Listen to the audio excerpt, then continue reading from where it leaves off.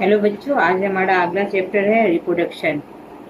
Reproduction यानी कि प्रजनन। कोई भी जीव जो है वो कैसे जनन या प्रजनन की प्रक्रिया करते हैं, आज हमारा चैप्टर का वही नाम है। और आज हम लोग उसी के प्रश्नोत्तर पर, क्वेश्चन आंसर पर ध्यान देंगे। तो रिप्रोडक्शन किसे कहते हैं? जब कोई भी जीव, मान लीजिए कि हम मानव हैं, हम मानव अगर अपने वंशज को आगे बढ़ाने के लिए अपने ही जैसे संतान का को जन्म देते हैं और फिर हमारा वंशज एक पीढ़ी से दो पीढ़ी तक आगे बढ़ता है। वो वो क्यों बढ़ता है? रिप्रोडक्शन के कारण ही बढ़ता है, जनन की प्रक्रिया के कारण ही बढ़ता है।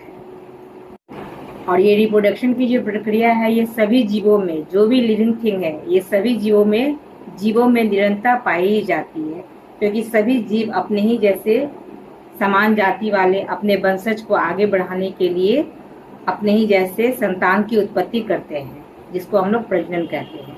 अब हमारा दूसरा क्वेश्चन है कि रिप्रोडक्शन जो है वो कितने तरह का होता है, यानी कि प्रजनन कितनी तरह का होता है। तो रिप्रोडक्शन यानी कि प्रजनन दो तरह का होता है, एक होता है सेक्सुअल रिप्रोडक्शन और दूसरा होता है एसेक्सुअल रिप्रोडक्शन।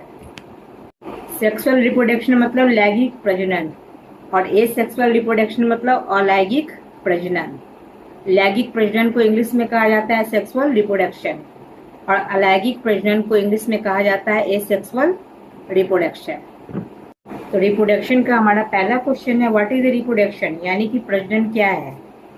जीवों के द्वारा अपनी ही जाति या वंश की निरंतरता बनाए रखने के लिए अपने जैसे जीवों को पैदा करने की प्रक्रिया क्या कहलाती है? रिप्रोडक्शन कहलाती है। अब हमारा अगला क्वेश्चन है कि what is sexual reproduction. Sexual reproduction यानी कि लैंगिक प्रजनन क्या होता है।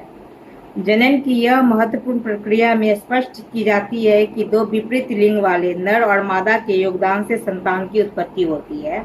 लैंगिक यानी कि सेक्सुअल रिप्रोडक्शन जो होता है, सेक्सुअल रिप्रोडक्शन में दो विपरीत लिंग वाले, यानी कि एक मादा और एक नर, दोनों आपस में मिलकर जब संतान की उत्पत्ति करती है, तो उस तरह का जो प्रजनन होता है, उससे जो संतान की प्राप्ति होती है, उससे जो योगदान होता है, उसी को कहा जाता है सेक्सुअल रिप्रोडक्शन यानी कि लैंगिक प्रजनन। सेक्सुअल रिप्रोडक्शन में मेन क्या होता है कि हम जो सेल डिवीजन में मियोसिस और माइटोसिस जो पढ़े थे, तो ये जो मियोसिस डिवीजन होता है, इसी मियोसिस डिवीजन में जो जिसको हम लोग अर्धसूत्री विभाजन भी कहते हैं, जैगोट बनते हैं, युग्मक बनते हैं। और ये जो जैगोट होते हैं वो दो तरह के होते हैं, एक होते हैं मेल जैगोट और दूसरा होते हैं फीमेल जैगोट। और यही जो अर्धसूत्री विभाजन में यानी मियोसिस डिवीजन में, सेल के मियोसिस डिवीजन में जो ये जैगोट मिलते हैं, जैगोट डिवीजन, एक जैगोट जो होते हैं वो विभाजित होकर जब दो प्रकार के ये हो जाते हैं, जैगोट बनाते हैं, एक मेल और दूसरा फीमेल। यही दोनों मिल के संतान की उत्पत्ति करती है, जिसको हम लोग कहते हैं सेक्सुअल रिप्रोडक्शन। और एसेक्सुअल रिप्रोडक्शन में सिंगल पेरेंट जो है वो बिना किसी दूसरे जीव की सहायता से नए जीव को जन्म देता है।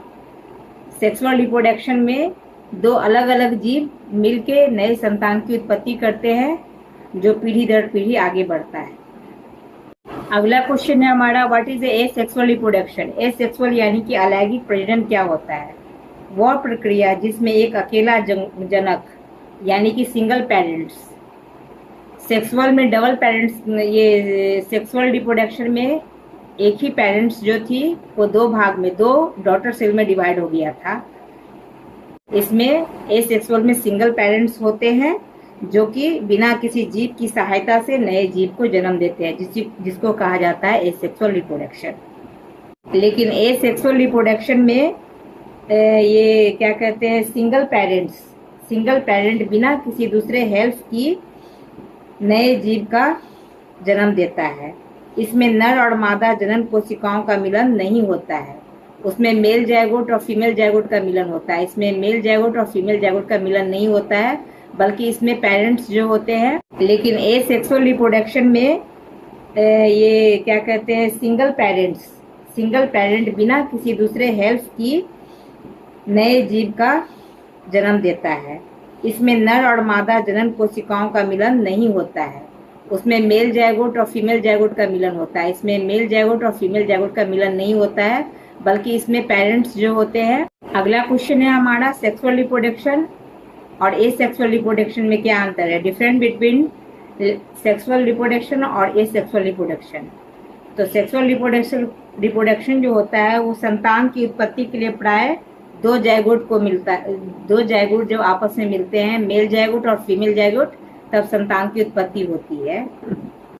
सेक्सुअल रिप्रोडक्शन में क्या होता है कि नए नए किस्म विकसित होते हैं, नए टाइप डेवलप होते हैं। और एसेक्सुअल रिप्रोडक्शन में क्या होता है कि कोई भी नया टाइप डेवलप नहीं होता है।